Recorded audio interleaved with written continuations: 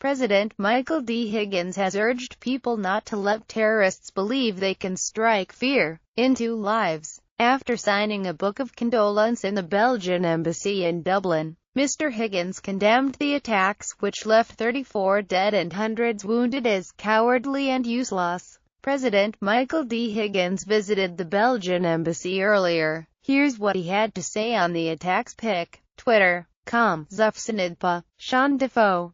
@Sean Defoe. March 23, 2016. Like all terribly destructive acts of terrorism directed against civilians, it has no serious end purpose other than the creation of such fears as would dislodge people, he said. Mr. Higgins expressed solidarity with the near 15,000 Irish people living in Belgium and said his thoughts were also with frontline workers who responded to the bombings. President Michael D. Higgins speaks to the media at the Embassy of Belgium in Dublin. #Brussels https://co.cas8sawhz1 RTE News @Hert News. March 23, 2016. 150 years of theory will tell you that these acts are desperate and hopeless and useless, he said. They always create such fear as always creates the capacity for a reaction that would in effect not be entirely positive. These actions are terrible actions. They are cowardly actions, but it's very important not to allow them to establish the fear which is their purpose. A minute's silence was also observed at the embassy, with the Book of Condolence open to the public for several hours.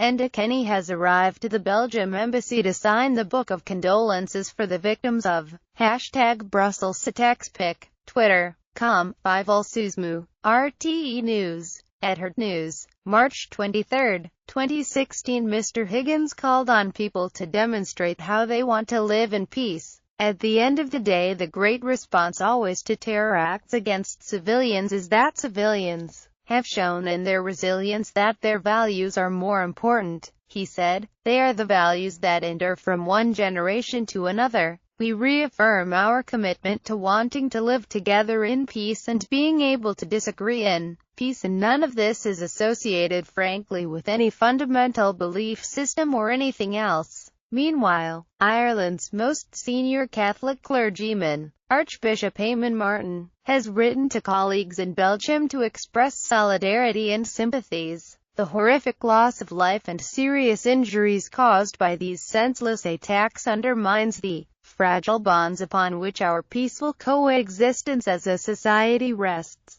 he said. I am mindful too of the work of security and healthcare personnel in offering assistance